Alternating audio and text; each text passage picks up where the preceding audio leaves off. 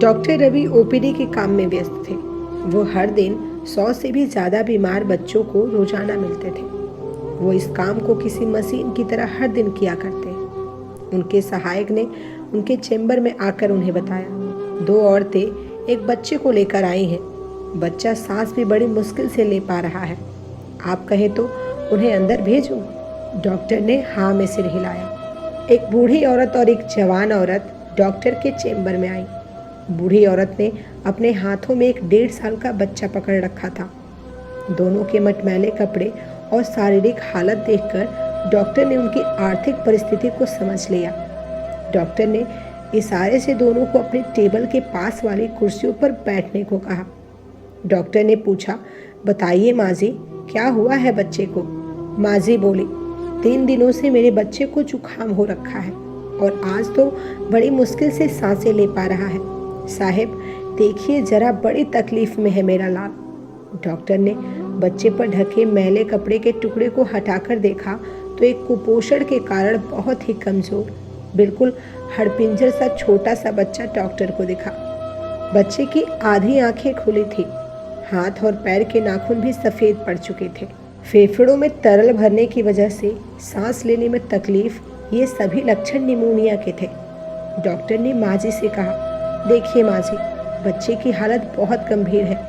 उसे तुरंत शहर के बड़े सरकारी अस्पताल में दाखिला करवाना पड़ेगा। हो सकता है वहाँ पर उसे श्वास की मशीन की ज़रूरत पड़े। वह मेरे पास नहीं है, लेकिन उस अस्पताल में है। आप इसे तुरंत वहाँ पर ले जाइए। माँ जी ने थोड़ा हिचकिचाते हुए कहा, हमें तो लगा था हम दवाई लेंगे और घर वापस लौट जाएंगे, इसलिए हम घर से सिर्फ 300 रुपये लेकर चले थे, जिसमें से 80 रुपये तो भाड़ा में ही खर्च हो गए हैं। अब कैसे? डॉक्टर ने पहले ही उनको देखकर अंदाज़ा लगा लिया था उनकी समस्या क्या हो सकती है।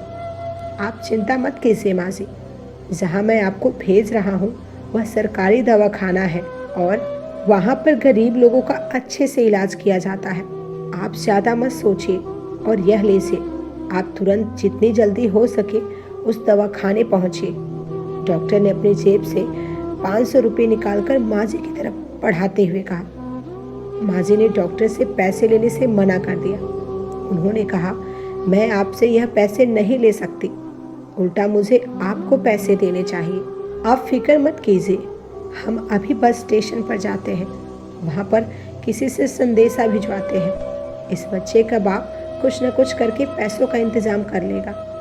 डॉक्टर को माँ जी का ये सब व्यवहार देखकर काफ़ी अचरज हुआ, क्योंकि उन्होंने कई ऐसे लोगों को देखा था जो किसी भी बहाने से पैसे छीनने को तैयार रहते हैं, और यह गांव की गरीब माँ जी हैं। इन्हें पैसों की इतनी सख्त ज़रूरत है, फिर भी पैसे लेने से मना कर रही हैं।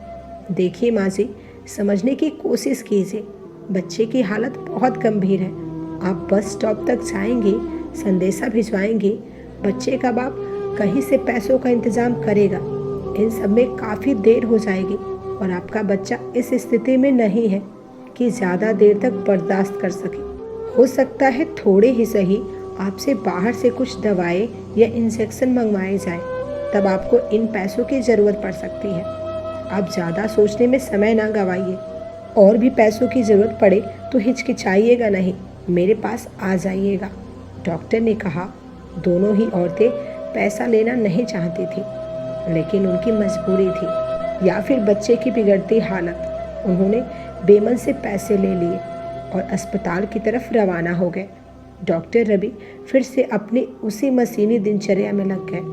3 दिन बाद उनका सहायक फिर से उनके चेंबर में आया और डॉक्टर से कहने लगा, सर, एक बूढ़ी औरत आपसे मिलना चाहती है। डॉक्टर ने कहा, तो तुमने उन्हें नहीं बताया कि मैं बच्चों का डॉक्टर हूँ? सहायक ने कहा, नहीं सर, आप समझे नहीं। आपको याद होगा कुछ दिनों पहले 2 औरतें एक बच्चे को लेकर आपके पास आई थी। बच्चे की हालत बहुत खराब थी। उन्हीं 2 औरतों में से एक है।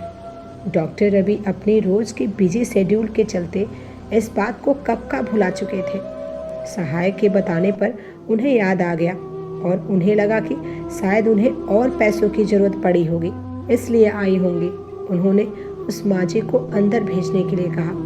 माँ जी चेंबर में आई और डॉक्टर ने उनसे बच्चे का हाल चाल पूछा। माँ जी ने अपने हाथ में रखे 500 के नोट को डॉक्टर के सामने बढ़ाते हुए कहा, यह लीजिए साहब, आपके रुपए। इसमें से 1 रुपये भी दवाई के लिए इस्तेमाल नहीं हुआ। अस्पताल में पहुंचते ही बच्चे ने दम तोड़ दिया था। उस दिन तो हम लाश लेकर घर चले गए थे और आज जब अंतिम संस्कार हो गया है तो आपके पैसे लौटाने आ गई हूँ। बूढ़ी माँ जी की बात सुनकर डॉक्टर अचंभित रह गए।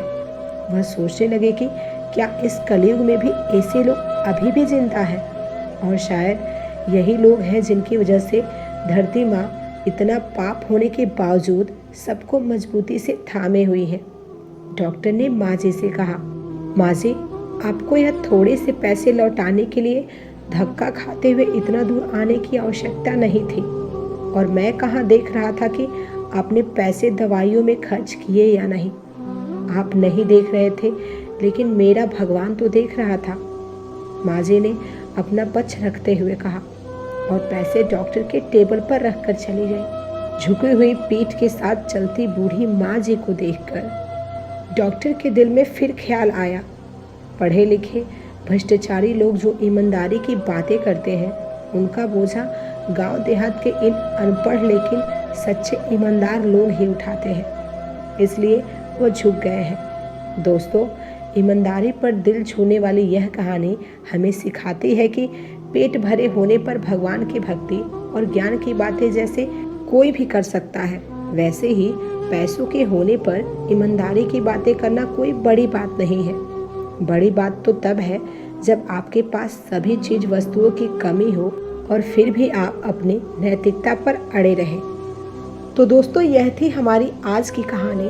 आपका क्या कहना है इस कहानी के बारे में कमेंट करके ज़रूर बताएं। वीडियो को लाइक करके चैनल को सब्सक्राइब कर लीजिए, साथ में घंटी को दबाकर ऑल पर सेट कर लीजिए ताकि आने वाली वीडियोस आपको तुरंत मिले। मिलते हैं एक और नए वीडियो में, तब तक के लिए धन्यवाद।